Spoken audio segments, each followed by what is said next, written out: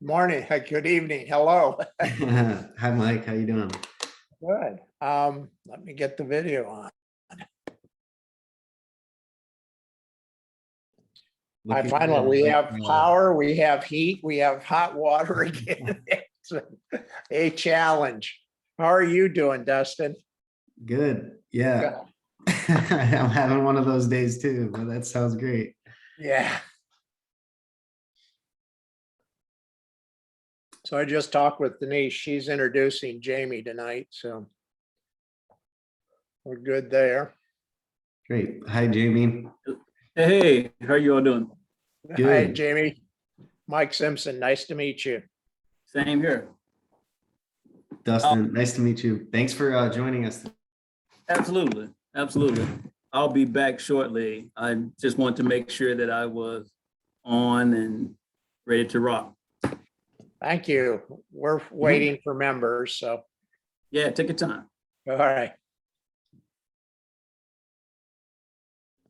So you're having some issues with your house there, Mike? Or Oh, we what? had no power this morning Oh, and part of no, the geez. afternoon, so that meant no internet, no heat, no hot water. Oh, dang. That's crazy. And rather tepid temperatures, to say the least. I think it was 20 something when I woke up. How about Oh, no. yourself? What Oh, was my it? gosh. Just what was your challenges today? I'm just glad you got that back on. That's really good. But yeah, I got a new phone and I was switching it over. And I don't know what I did to try to set it up by myself, but it wasn't right. I took it to the store and Pretty hot. after a couple hours they figured it out, but Well, you can see I'm sweatered up. We still have not had enough heat in the house, so I'm working on warmth these days.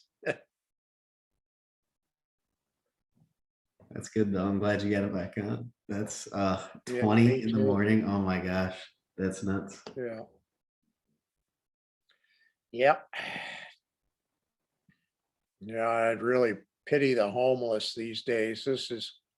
It was good news that they got the Marine Center, Reserve Center, but it'll take 2 years to get it up and running. And it seems like have you heard any more? The Episcopal Church was going to try and do a women's shelter, something like the mission from the Yeah. Methodist Church, but I haven't heard anything if it had opened or not. And I know I've seen several women on the street that your heart goes out to them. Yeah. I know a few of our women's organizations, they've been working pretty hard on the outreach and everything, but Mhm. specifically for the warming shelters or centers. Right. Yeah, St. Mary's, they were able to open last week a couple times and like transition with the city. So in the Right. morning to night, they were the warming center, and then Marion Hill took over at night. But hopefully we can keep doing something like that for the time being. But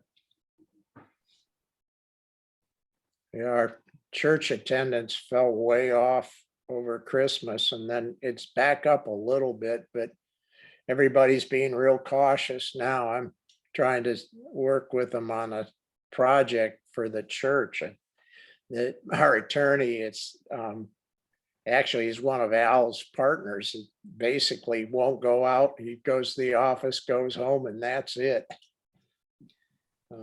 it's so crazy how fast everything's spreading right now and the number of cases. Well, we just Wow. got off the phone with my son, or FaceTime with my son, and the Japanese ministers blaming the troops in Okinawa and Japan for causing their Omicron. And that's just not the case at all. And from what Rob says, it's partly to blame, but they've completely locked down. They're back to what's almost like a stage one, where they can't go anywhere except for groceries and drugs. And that's about it. And open air is about the only, they're closing all their gyms and workout centers and pools and stuff like that. And the Marines are all confined to base. So, and Rob was saying even before then, it was, a lot of the tourists were coming to the island from mainland Japan, and that they had no problems till that opened up. You know, it's like, here's the game. It's called blame. You can pick a number, and the Marines and the service people in Japan are the big target this week. So, good evening, Ben.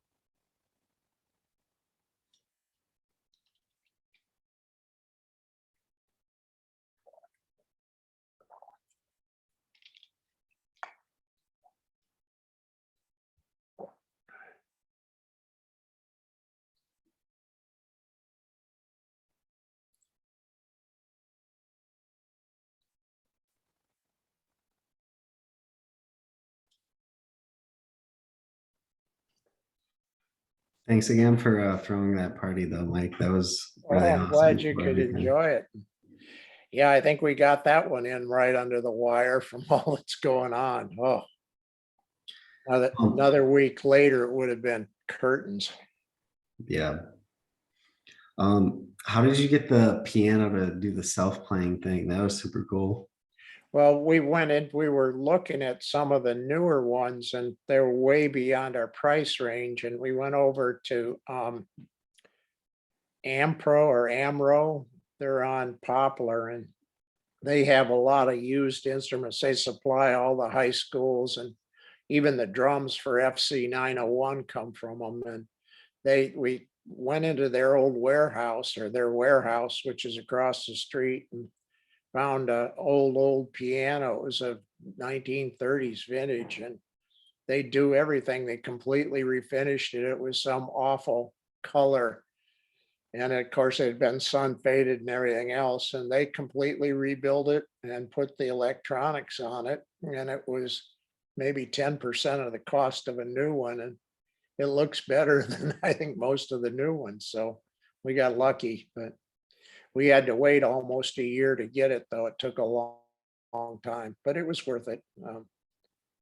I guess my Scottish heritage said I refused to pay the amount of a new piano. And you know, the electronics I do not play. My wife does, and our granddaughter's got the old one, so it was kind of a two-edged sword. But it's been nice to have the music. I enjoy it. Yeah, that's so cool. That's an awesome story too.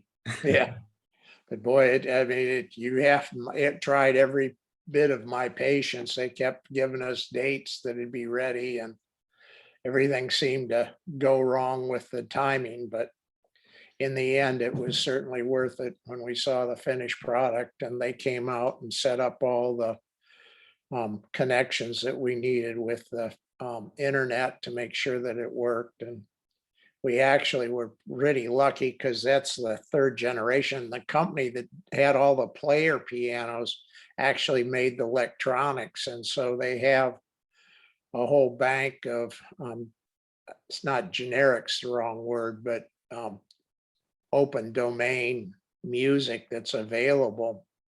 So that worked out really well too. But we'd looked at a couple of new pianos that still had the disc that you had to put in, and that was like, this works off the internet, which is much better. And I'm sure there'll be a new one next year, but in the meantime, I didn't want to go 2 generations back just to save some money. So That's super awesome. we saved it on the piano itself. So, and they have a young lady that does all the refinishing at right in the shop there where the warehouse is. And we kind of watched it in stages and made some changes as we went along.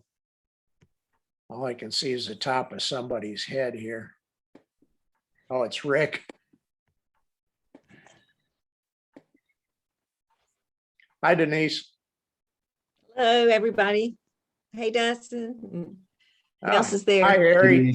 Hi, owner. Oh, Hey, Harry. I see Jamie's with us. Yep, Ben joined us. There's 7 on so far.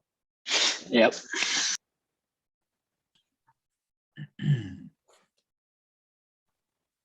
Yeah, Jamie had to take a break to do something. He'll be on in a minute. or Okay, back great. in. Hi, Susan. Welcome. Oh, I'm here whenever you all are ready. Okay, thank you. Sure.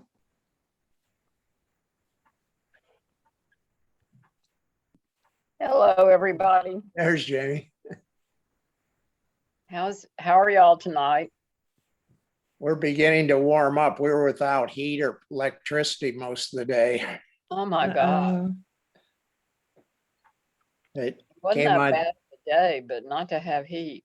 Yeah, well, not having internet's not real fun either. Oh, yeah. I think Tends so. to slow me down. Hey, Harry. Hello, everybody. How are Listen, you? before we get into the program, we've got a date for the next book fair with the Boys and Girls Club. It's going to be on January the 27th. I'll be sending something out, but this is just a preview of coming attractions. Oh, thank you. That's great. Thank you. Thank you. That's Thursday, the 27th, right? Yes, it's going to be at the Sycamore View Club, which is on Sycamore View. Yeah, if you could give us a heads up on that, that would be great, location wise, for us foreigners.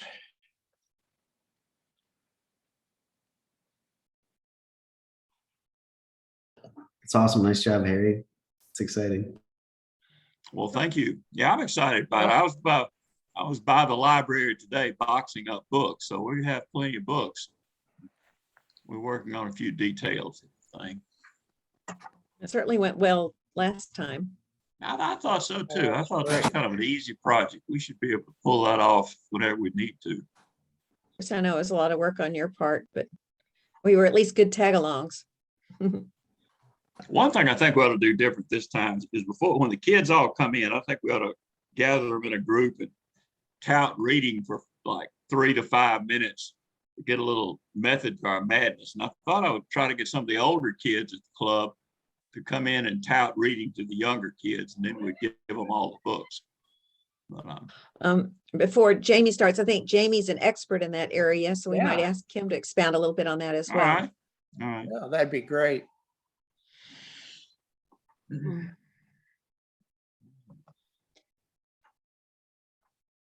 We're up to 9. I'm going to give it a few more minutes before we get started.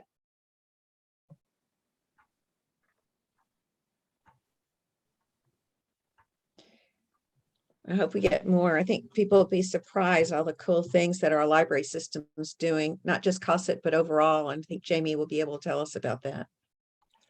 We used their book tape on our trip out to Kansas or to Missouri, and boy, it was a lifesaver. It was not that I don't like music on the radio, but at least it was fun listening to that book tape. It's the way to go if you're driving long distances, which many people like us are these days. Yep. It's like Carl and Pan are coming on.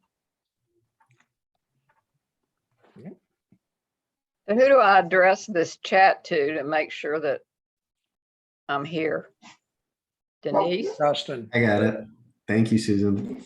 Dustin, just to okay. all and it will Send come. it to everybody because I didn't know. Oh, that works. Thank you.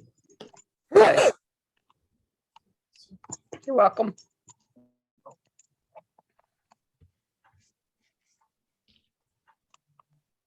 welcome, Allison. Hello. Hi, y'all. Hi, Carl. Yeah, photo. I'm looking. We should be there. Can you see Carl and Pan? Yeah. Yeah. Mhm. Yep, Yeah, you we do. see you both. Yeah. You have to scroll your screen down on the side. Are we going to take this big thing away so we can see? Well, I can take it away. Okay. Here we go. Oh, can you? Okay. when Yeah, I you- just scrolled that thing over, pushed that thing over to the left and made it small and Oh, good. Let's do that, Carl.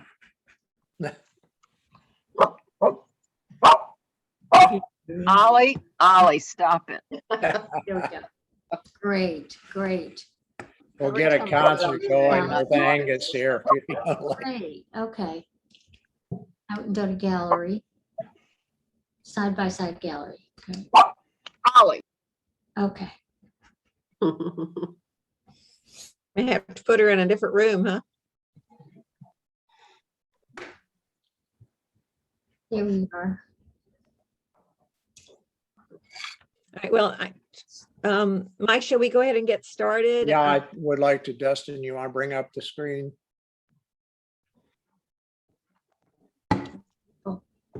Harry looks like he's having a good time. Hi.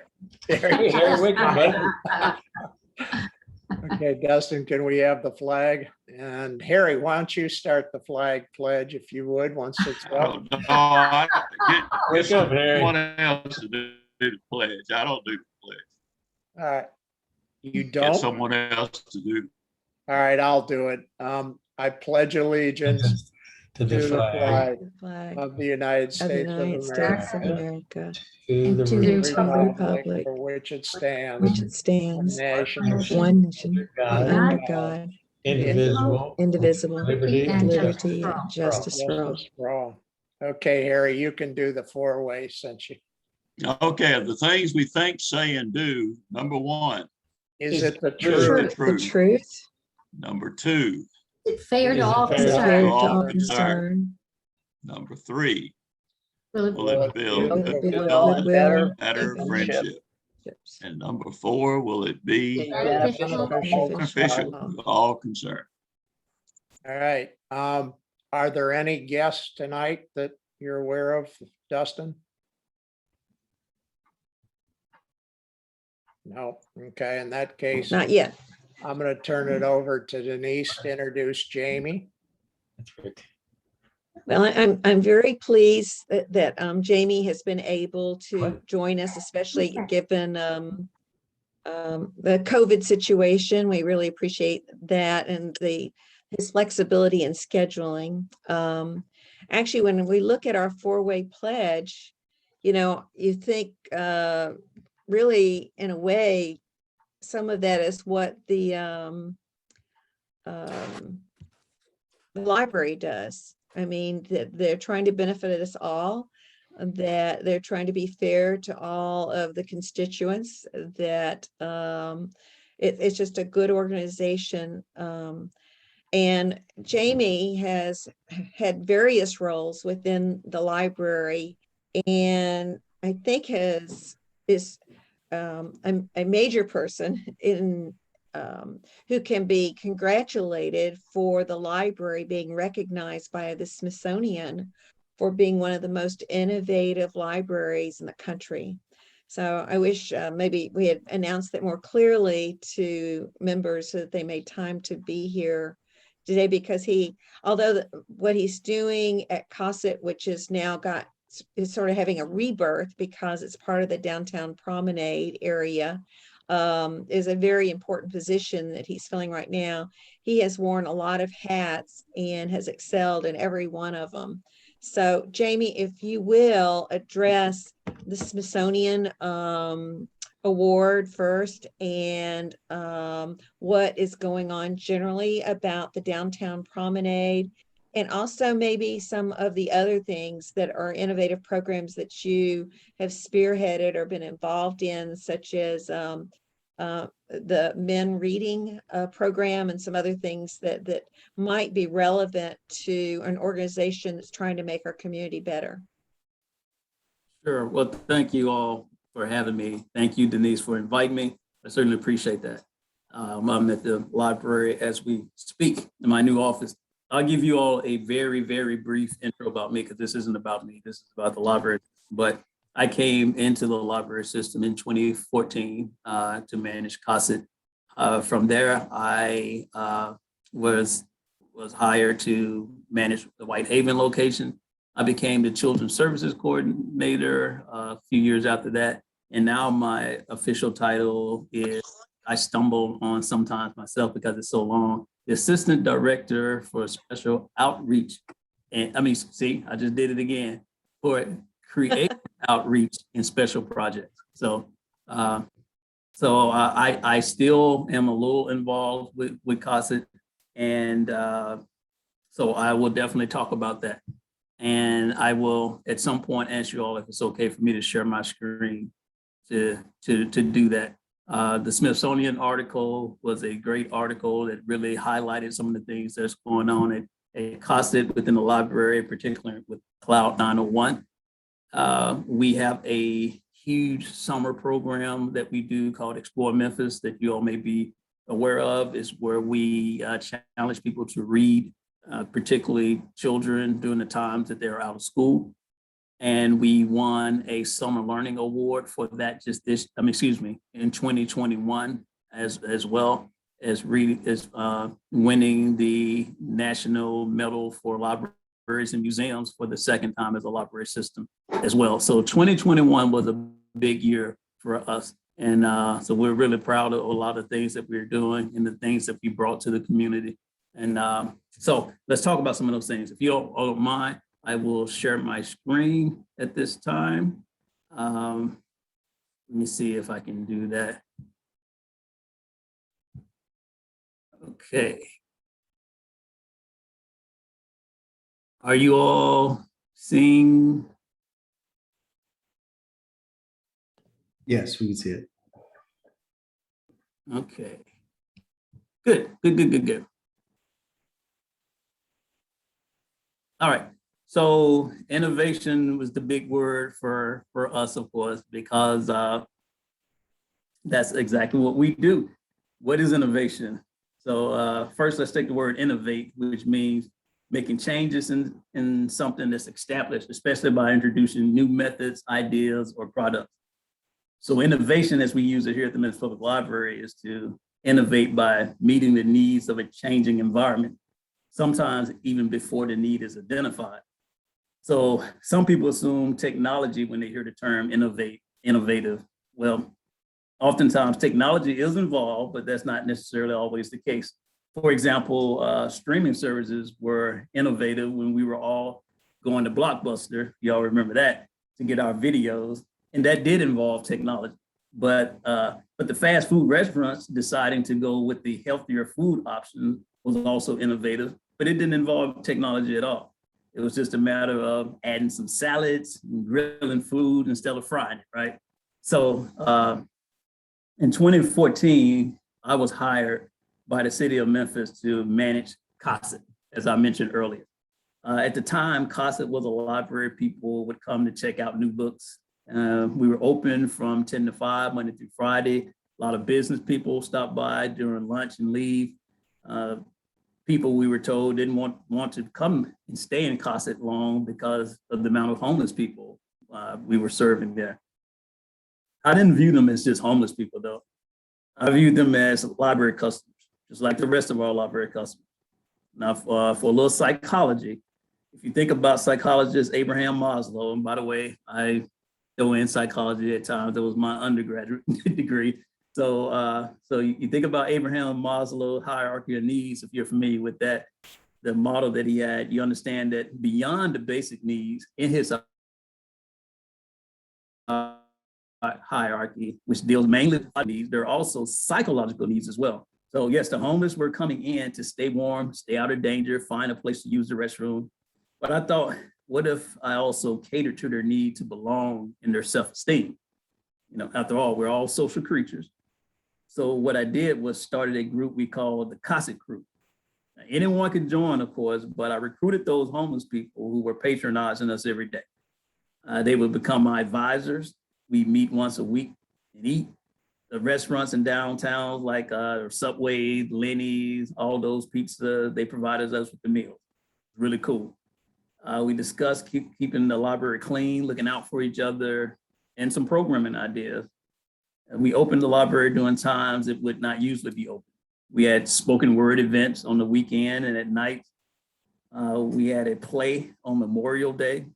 We even opened Sunday night, one Sunday for the Super Bowl. We all watched the Super Bowl together, and we made that available to the public as well. The individuals who welcome people into our libraries were members of that COSIC crew. The people who helped set up the event, who cleaned up at the end of the night, made sure our guests were comfortable. Those were all members of the COSIC crew.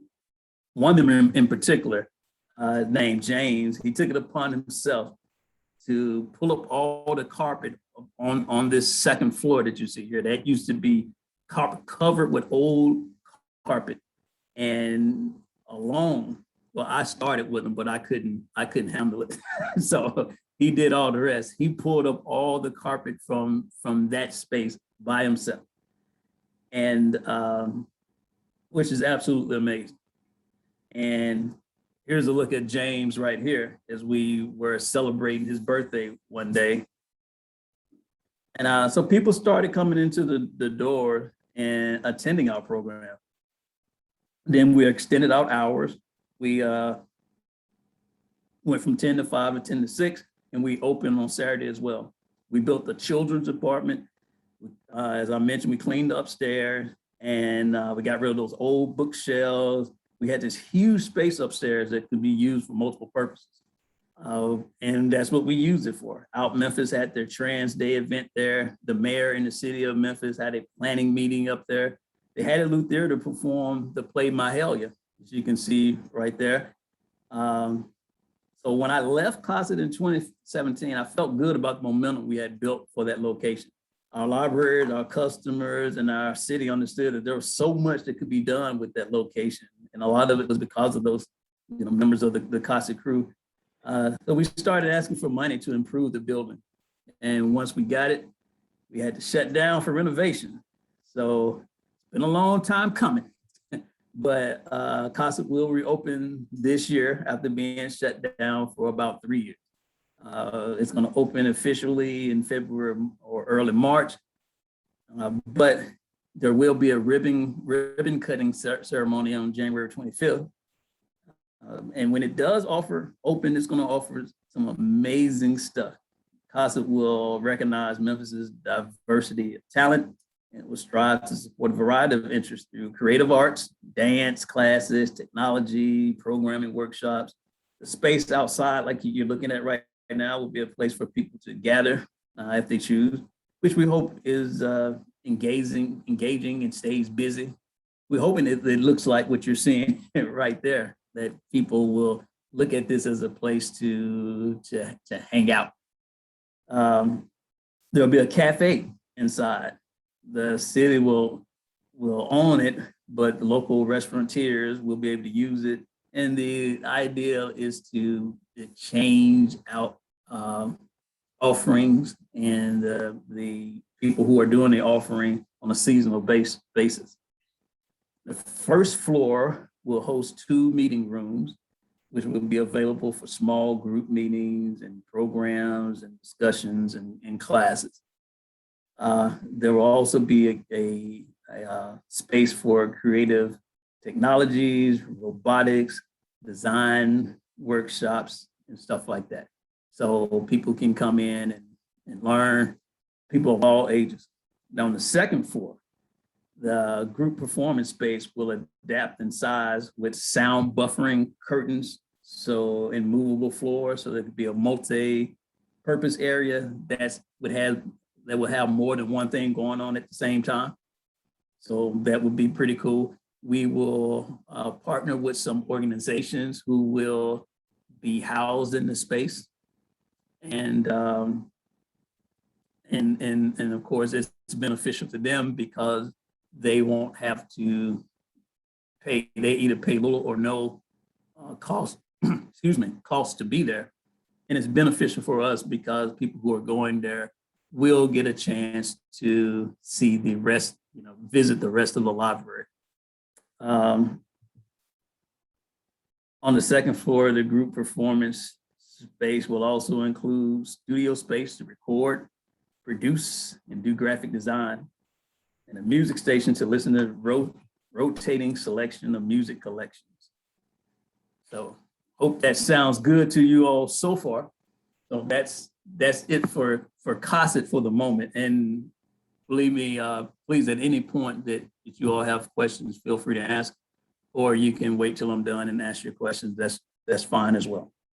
All right. So now let's shift our attention to Cloud 901, which was really a featured space, if you will, in that Smithsonian article. And by the way, we're also going to be featured on CNN at some point this year. CNN will have a streaming service. And so they came in and they did video and got interviews about the Cloud 901, which I'm going to talk about very briefly. So, yeah, so as I said, 2021 was big, and it looks like that momentum is carrying over to 2022 as well. So, yeah, so let's shift our attention to the Cloud 901. The Cloud, for short, is a learning space at the Benjamin L. Hook Central Library for teens. The Cloud has options for teens throughout the year, but especially during the summer when the kids are out of school. So they've got more time on their hands to visit us. We have a robotics camp, one general and one for all girls. So we want the girls and community to be just as engaged in STEM learning as boys. In these camps, they can learn about engineering, design, programming languages, simple machines, and a whole lot more. There's a art camp, Teens personalize and create art on their skateboards. We have a bunch of these on display at this very moment here at the Central Library. That is really, really something cool. Now, smartphone film camp. So who all knew that you could make a movie with your phone? Are you all aware of that? You can do that, make a movie with your phone. Now, if you got one of those flip phones, that probably, it probably doesn't work with one of those. But if you got a smartphone, then you're probably able to do that. And that's some technology that we actually have, but we may not use it because we may not know how to. But with this camp, it shows people how to do just that. You can make short films, make longer films, and you get to edit it, you shoot it.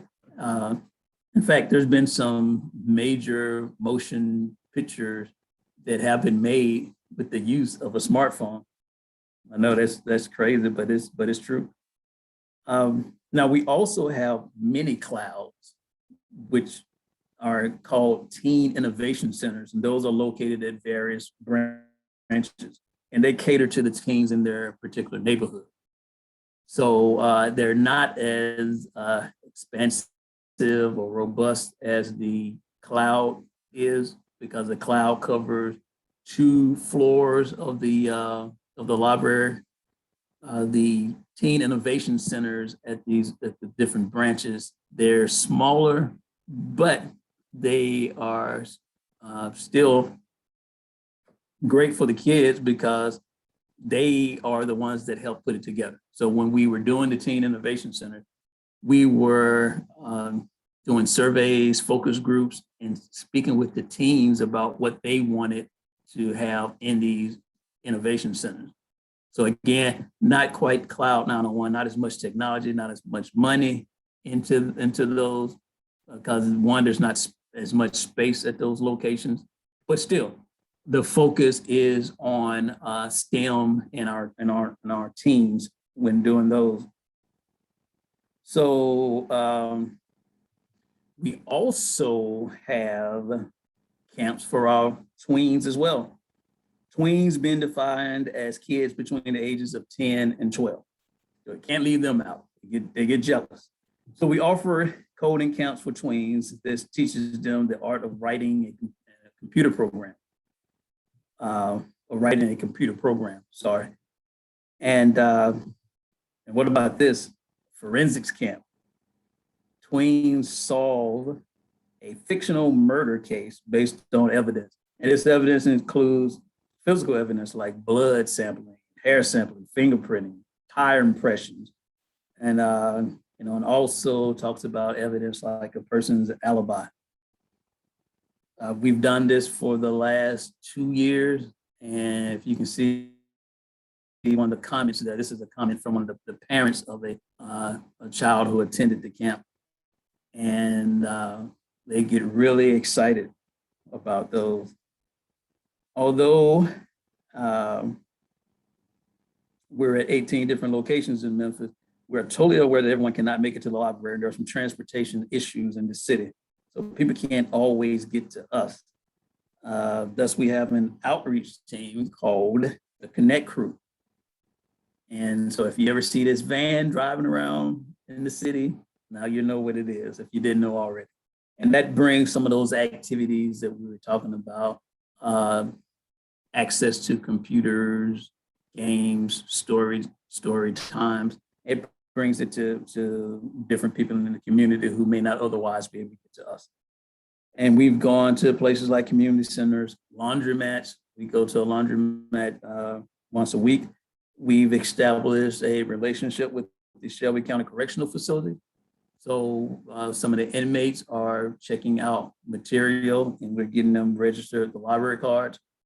The zoo, we go there and we do a program where we are getting books about certain animals. We read them, and then the members of the zoo can actually bring those animals out. I mean, obviously, depending on the size of them. They're not going to bring out any lions or anything like that, but they bring out little small item, handheld animals for the kids to see. And it's really, really cool. And so eventually, and we go out to local events, things at the Shell, things that are happening, festivals and things like that. We bring out the Connect Crew there as well. And eventually we want to be able to go out to different apartment complexes. So that should be really cool. Now, of course, we have plenty of activities for our little children. For example, we just finished our winter reading challenge, which encourages children to read while they're away from school. And here is Ethan Fu. He's 6 years old. He read more than 400 minutes during that 2-week period. He earned an Amazon gift card in this cool engineering design STEM system, STEM kit that you're looking at right now. And so he's figuring out how to put it together. His mom said that he loves it. And I'm sure, I don't know, I'll give him what, 16 years, 17 years, he'll be an engineer. He'll have his degree and be making something big time. And we have a bigger reading challenge during the summer called Explore Memphis, which is for people of all ages. So we're encouraging everyone to read. Obviously, our focus is going to be on school children, majority of our focus. But with Explore Memphis, we're asking all people to engage in reading, because when the older people read and they have children, well, they're going to encourage them to read as well. And we got prizes for them too. And we're asking also, we try to encourage people to learn more about the city. So we engage some of the museums, like the Civil Rights Museum, for example, the Pink Palace, all of these to incentivize kids to come out and visit those places. So if they give us special prices or free passes, we'll allow the kids to use that. And those things count for minutes as well. So before you ask any questions, my question for you, how's that for innovation?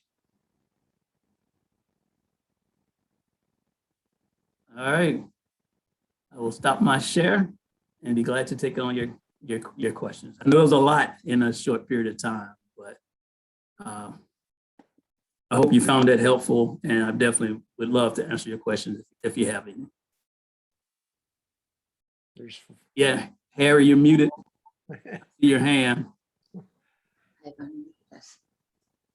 I think Harry had his hand up. All right, how about now? I can hear you now. Can you hear me? I can. Okay, what I think the things you did at CASA are wonderful. I really like that group, but I've not heard of, and I'm at the library a lot, but I haven't heard of a lot of this. Do y'all have any kind of program to send people emails, or is there a big glomp of communication so that how does the community learn about all this? Majority of this stuff is actually on our website. Well, that's not too active. I mean, you know, if you got anything to reach out to people that they don't have to come to you. Oh, I see what you mean. Yeah, we do.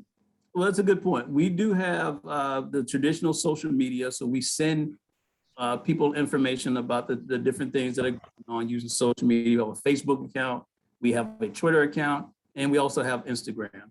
And we're looking to get what's the one where people do a lot of the dancing, TikTok. So we're working on a TikTok account as well. But you're right. With what we're doing, the Connect Group, which is the group, the outreach group that I shared about with the van that goes out to different places, we're starting not a newsletter, but a publication that we can send out to people to let them know about what we'll be doing and what communities we're going to, things like that. But that's one of those things that's in the making right now. And we'll have to do a good job of making sure we're getting people emails so we can send that information out to them. Good, great. Yeah. Any other questions? I know we got some. Well, I have another question. When you were at Cosset, did y'all ever use the Cosset Library as a warming center? No. When I was at Cosset, we weren't doing warming centers, I don't believe, with any of the libraries. We started doing warming centers when I was at the Whitehaven location. And I recall that because I asked that Whitehaven be used as a warming center. I definitely remember that. And but the central library was the one that was. But yeah, that would have been great. And I tell you this, as it relates to Cosset, a lot of our customers came in just to keep warm when the building was there. I mean, when the building was open, when we were open for hours, a lot of people came in just for that purpose. That's good too. Yeah. I actually miss being down there. Made a lot of good friends there. I really felt like we had a lot of momentum. We really got things rolling, getting those people who were utilizing the library on a daily basis, getting them involved on more than just coming in and looking at the computers, but getting them involved with some activities and providing them with some of the things. And I remember, this is a story that actually happened from us being open on the Super Bowl Sunday. A guy came, this was his first time at the library, and he was looking for a place to watch the Super Bowl. He went to a bar, but he just didn't feel connected. So he just happened to be walking by the Cosset Library. He saw that we were open. He saw people. He was wondering what was going on. He came in and he watched the Super Bowl with us. And he came back the next day that we were open. And I remember him talking to me, and he was explaining that experience. And he said that he was not from Memphis and he was looking for a job. So one of the things that we do also at the library is that we help people with their resumes and their cover letters and things like that. So I helped him with his resume. And so he submitted it. He had an interview. He got the job, and he left Memphis, unfortunately. So, I mean, it's still a great story because it benefited him. Yeah. And, but it was, it's one of those things where I hate to see him leave, but I'm glad to see that he's done something to improve his life. And Dustin has just sent sign up to receive emails from the library.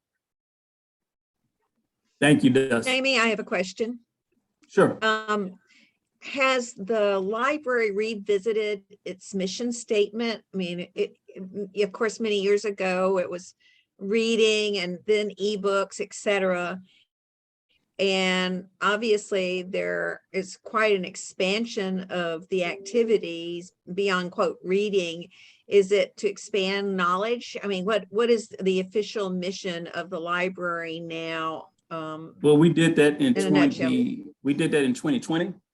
And the mission statement stayed the same, but our strategies have changed. So mission is to satisfy a person's need to know, or people's needs to know. That's our mission statement.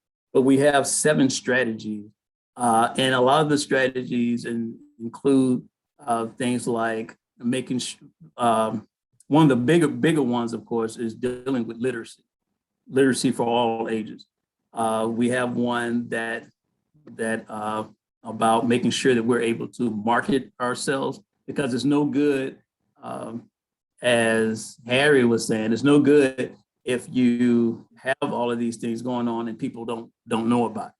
So that was one of our strategies. Another strategy deal with making sure that we are viewed as a community cornerstone.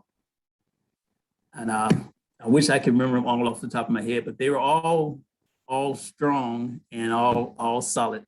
And like one of the things that we want to do, and I'm not saying that we will do it, but this is something that we're looking into right now. I think you all are probably familiar with those continuing education classes the University of Memphis used to offer.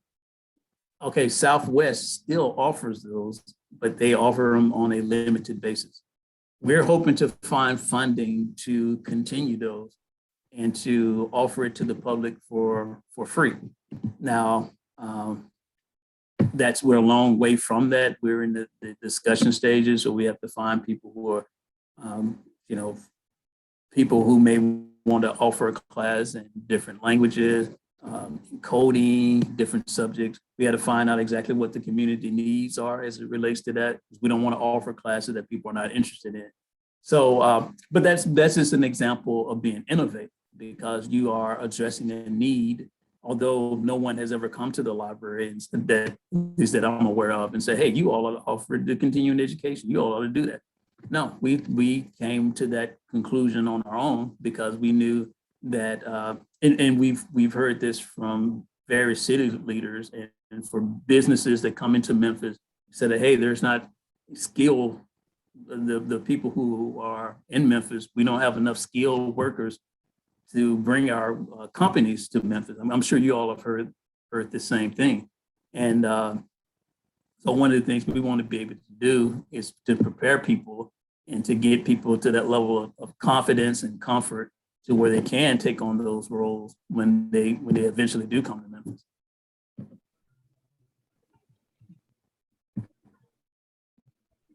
Well, I have a second question if nobody's speaking up. If a community organization, particularly a not-for-profit, wanted to collaborate with the library system, what channel within its organization does someone contact? They actually could certainly contact me. We do that all the time. We partner with organizations all the time. We partner with Out Memphis, the University of Memphis, Southwest Tennessee. As you all know, we do maybe you don't know, but we do every year, we do something called Book Stock. And this year, we're working with the Memphis in May Festival group and to make Book Stock one of their official events, because it's going to be held May 7th. So at the same time, we're talking about earlier about marketing.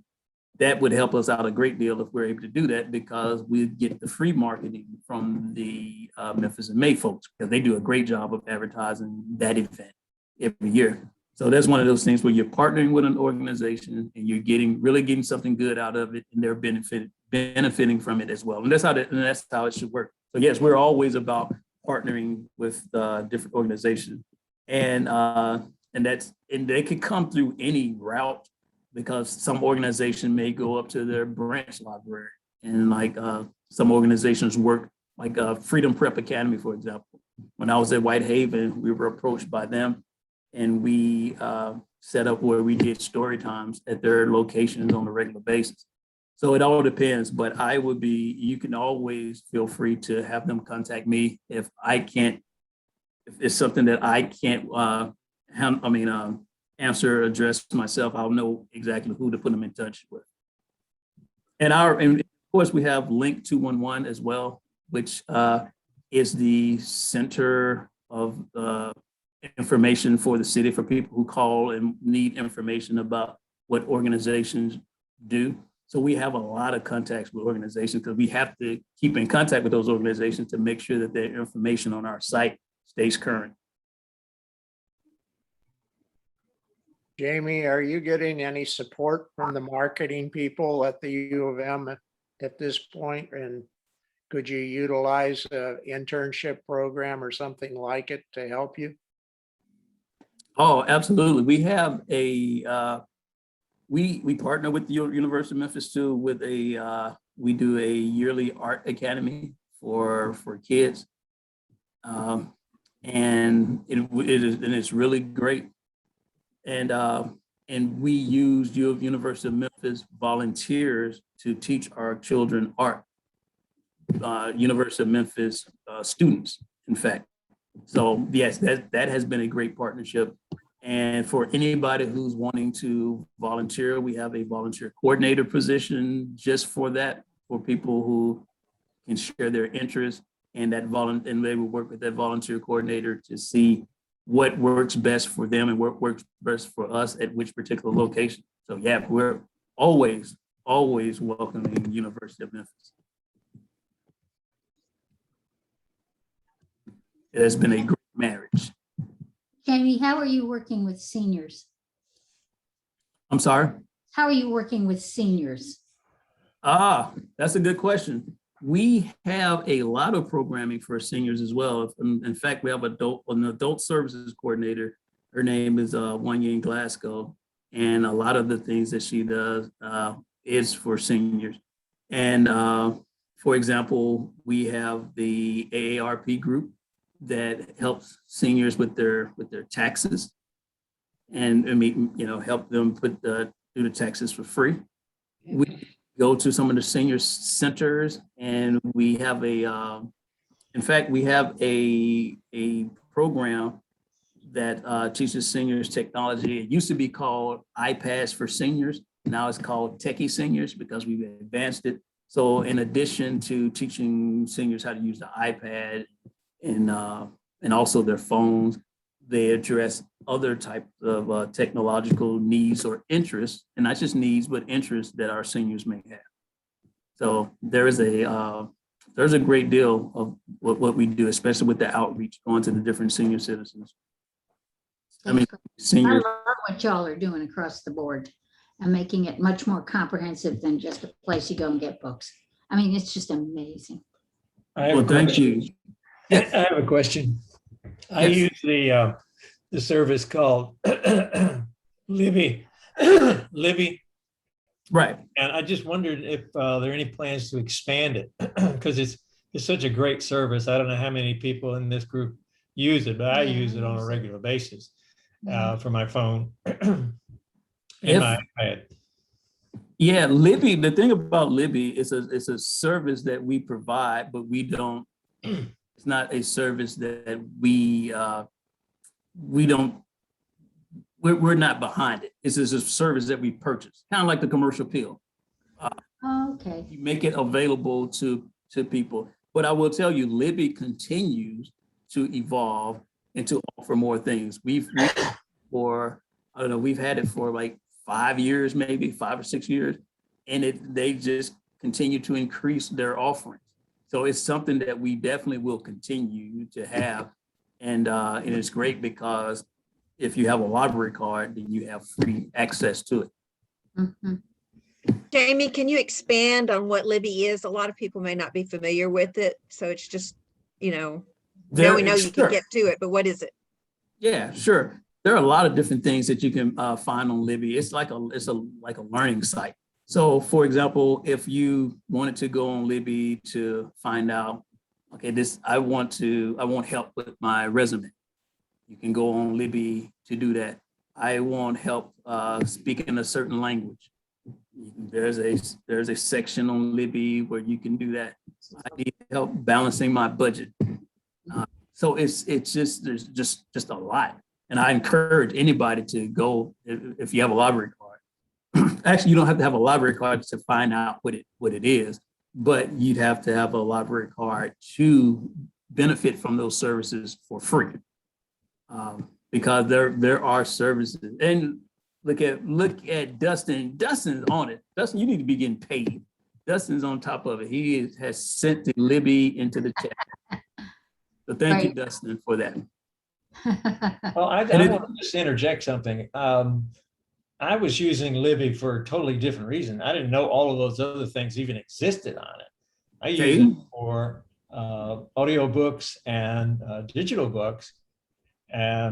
But I explain a little bit more because the app on my phone does not take me to all of the things that you talked about. Really? Yeah, there's Yeah, something just, missing. it goes to books. Okay, hold on one moment.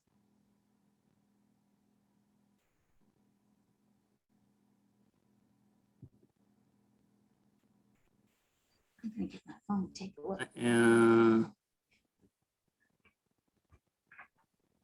okay, yeah, you're looking at the overdrive section of it.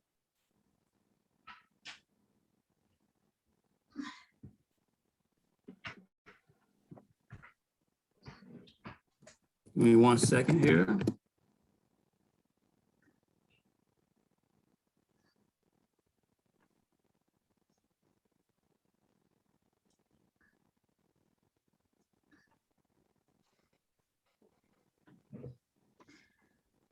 While Jamie's looking, what we might want to do is to suggest everybody renew their library card or get a library card, because there's probably so many more services that our library system has now. And, as he said, if you've got a library card, it's a lot easier to use them or to access them. Whether you're in a book club, borrowing a book, whether you want to take a class, et cetera, the first thing to do is go into the lobby or be online or whatever and get a book, a card, And become a member. so, I see we Oh. have to, we would have to search on Libby because I- mine opens to books as well. Yeah, you all are correct. I'm looking at, I should pull up right now. I was looking at our databases. So I got confused there. So we've got, if you go to our databases, I'm sorry, if you go, you'll find a lot of those different things where, like, I'm looking at it right now. In fact, let me share my screen with you again. I'll show you exactly what I'm referring to. Where are we? Share my screen. Host disabled screen sharing. Okay. I'm not able to share my screen at this particular time unless the host allows me to. Justin will. You're on now. You should be able to now. I didn't All know. right. Thank you. Okay. All right. So you all seeing this? I'm scrolling real quick. I'll get back to the top.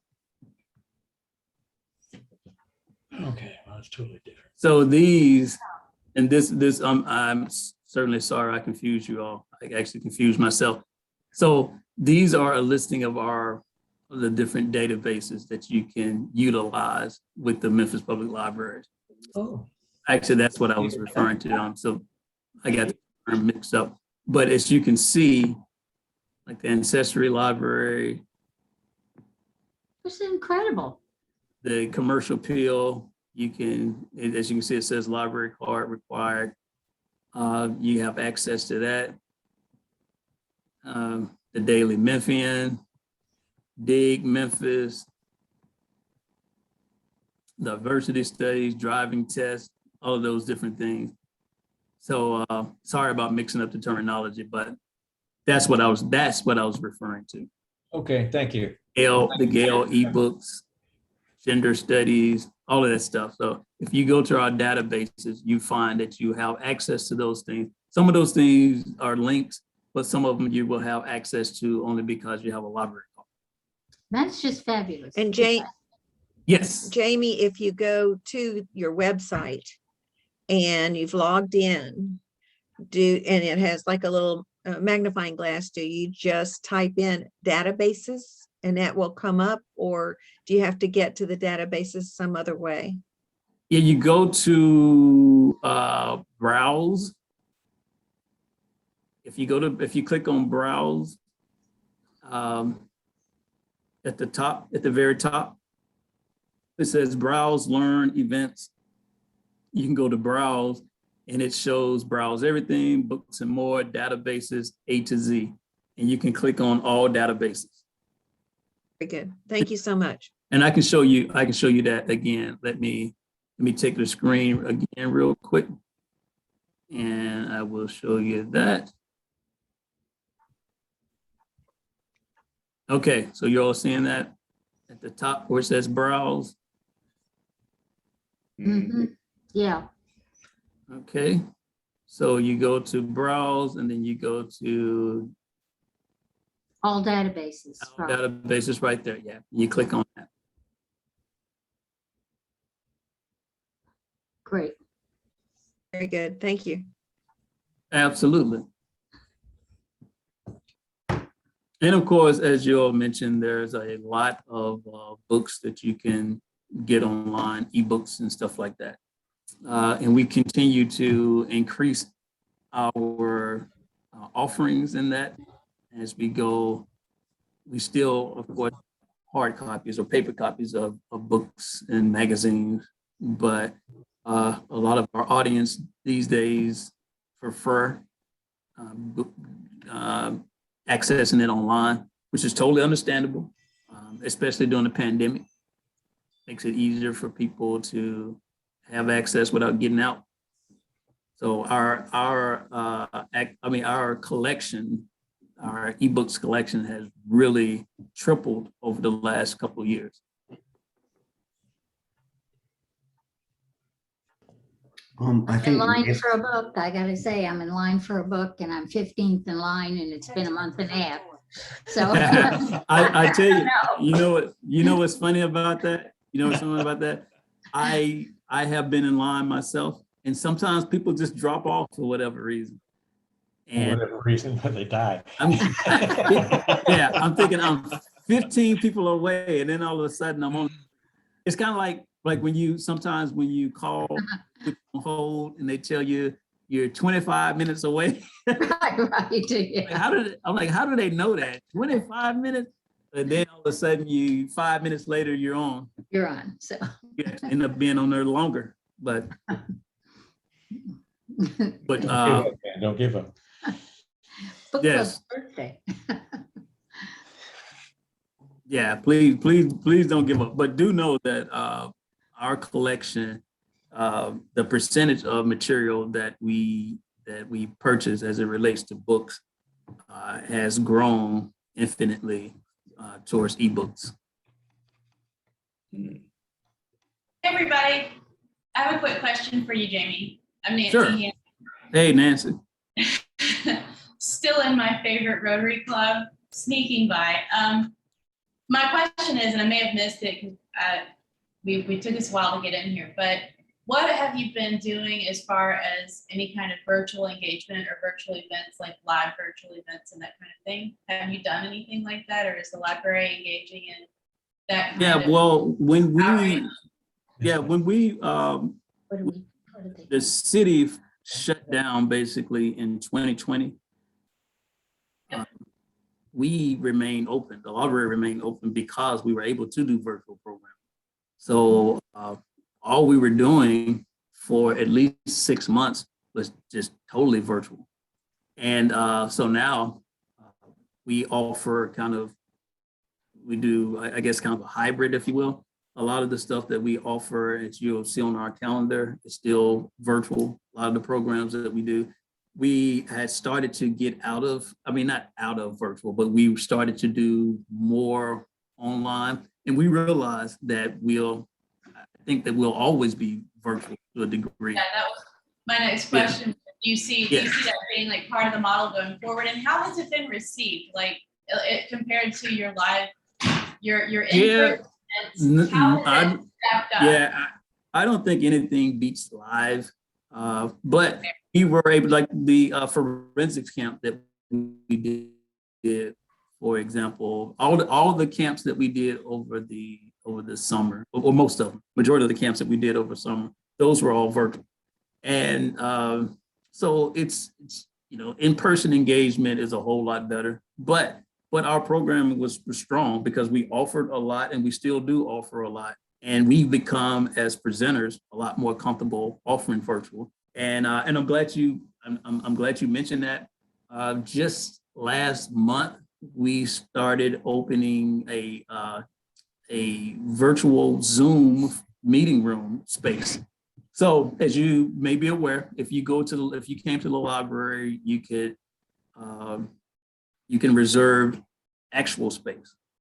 But we wanted people to be able to reserve meeting room space virtually because a lot of people want to meet virtually, right? Yeah. And so we have a Zoom account that people can use to meet and reserve to hold their meetings. That's cool. Very cool. Yeah. And it should be on one of the banners on our website. So that's something that we definitely wanted to do. So yeah, as you said, Nancy, we realized that virtual is here to stay.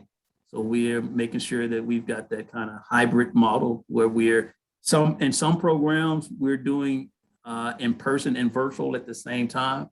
Some programs are totally virtual, and some programs are totally in person. So, well, thank you so much for answering. That's the way of the world. I think people like. Yeah. There's comfort in that, and it's easy. It's easier on a lot of people. And we have a lot of committee meetings, a lot of different committees at the library, and this is just a lot easier to meet virtually than to have people go to a particular space, waste gas and stuff like that. So yeah, the world. Yeah. Well, thank you so much for coming tonight. Yeah, thank you. I appreciate it. Mhm. Love talking about the library. Thank you for Any parting words? Jamie, I think, I don't know, I'm a native Memphian and I learned a lot tonight. And I'm so glad that you joined us and took time to share with us this information. And I'm hoping that everybody will renew their library card and take advantage of some of these wonderful programs that you've got. Any parting words or parting questions, folks? I have Mike Simpson here, Jamie. I just want to thank you from the bottom of my heart.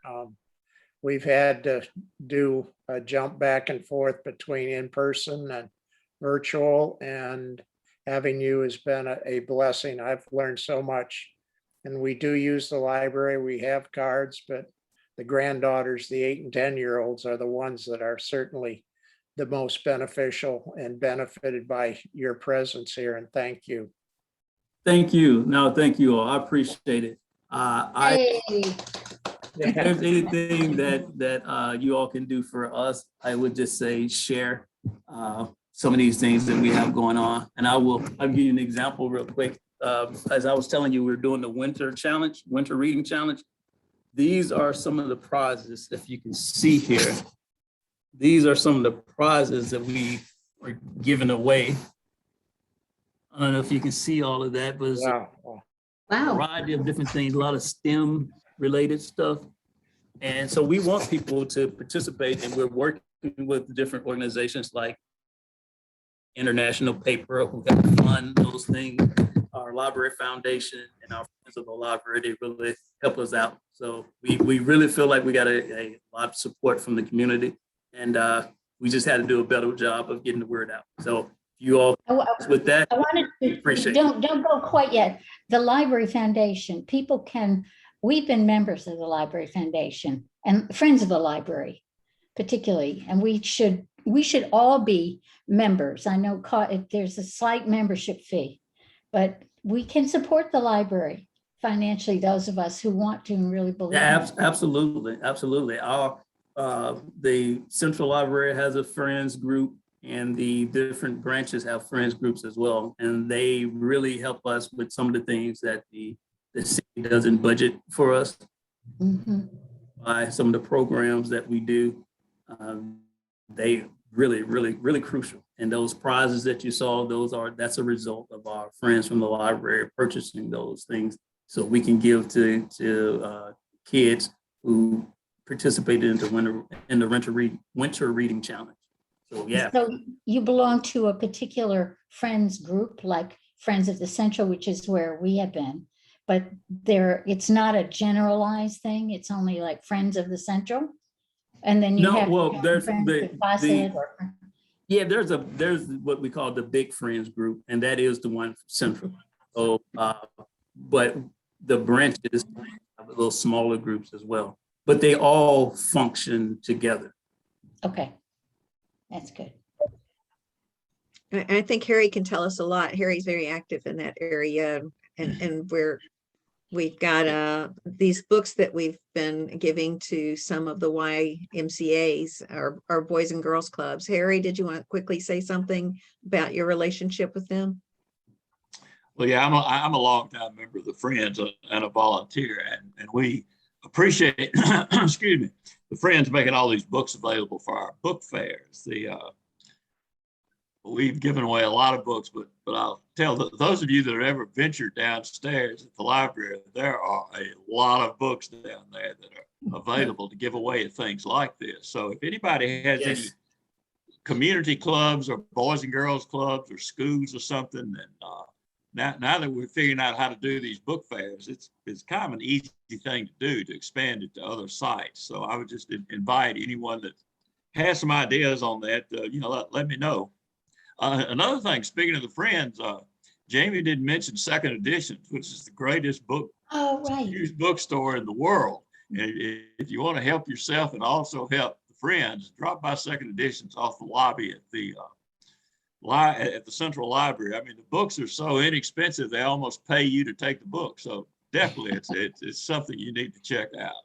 Yeah, and some of our books, and although I'm not a person who's ever purchased our second editions online, but our friends have offered books online too on eBay. So there's as Harry said, there's a lot of books. So if your organization needs some books, sometimes it's hard. Yeah. You were down there, Harry, right? Yeah. Up against the walls. Yeah. Sometimes we're afraid that if we don't get some of those books out of there, they're going to topple over and hurt somebody. So we're really interested in outreach. Harry, the sale that occurs several times or once a year, I don't know how often it is, but the sale that at least the Hooks Library, the main library, does is wonderful. And for someone, for instance, I like piano music, and so often I can get piano music, even anthologies, for 25 cents. It's ridiculous, the price. So it's not just reading material, but other items that have been published that are there. So a word to the wise, keep your eye out for the sale. Well, we haven't had a sale.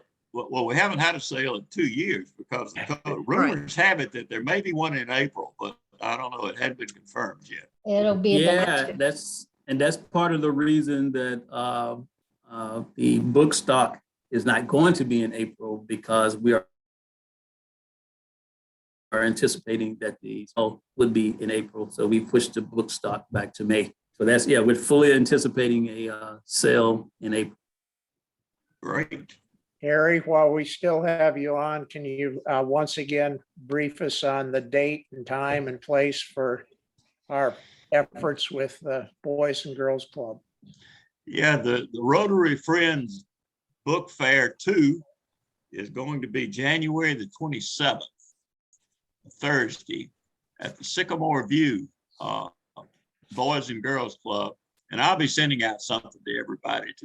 Last time we had like 12 or 13 of us showed up to volunteer for that. So I'm expecting a good turnout, and you'll be getting something in the email on that. Thank you, Harry. Is there anything else from the membership? Denise, if you would, chat just about the Indian connection that we have with Ingrid and our high schooler. Yeah, and I think maybe Ingrid's the best spokesperson, but I'll attempt it and she can chime in. we had mentioned at the last meeting that we had a virtual exchange student program with some students and Rotarians in India. And we actually had some people from Nigeria chime in because they might be joining the same efforts down the road. But now we're flipping it so that the people from India are presenting to us as opposed to Memphis presenting to India. And that should be very interesting in terms of education to us. We'll be talking about some of their yoga and mindfulness efforts to keep themselves healthy. We're going to visit a World Heritage Site virtually, which should be interesting. And we're going to have tentatively musicians that will play Indian music for us. So, and our students are getting to know each other. So hopefully they will be lifelong friends. They're almost like pen pals. And again, this is sort of building peace one, couple of students at a time. And so it's been sort of exciting. And I have to admit, this was for the students, but I think I've learned as much as they have. Thank you, Denise. Is any other members have any projects or input at this time? Just while everybody's here, you all get the notice, but next week will be MATA, a conversation with MATA and Micah, and an initiative they jointly have coming forward. Okay. Mike, one last thing is that we invite everybody that's on the call to send suggestions for future speakers to Ellen Wyrick. She's keeping a calendar for us and trying to sort of balance so that we don't have 6 people inviting the same organization at the same time, just so that we have some coordination. So if you have a great interest, let us know via Ellen.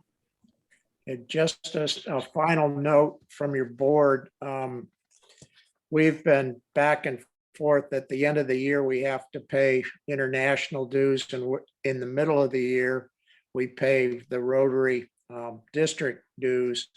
And it's come up as a result of looking at our membership to come up with a special membership for people to keep them in the club, but also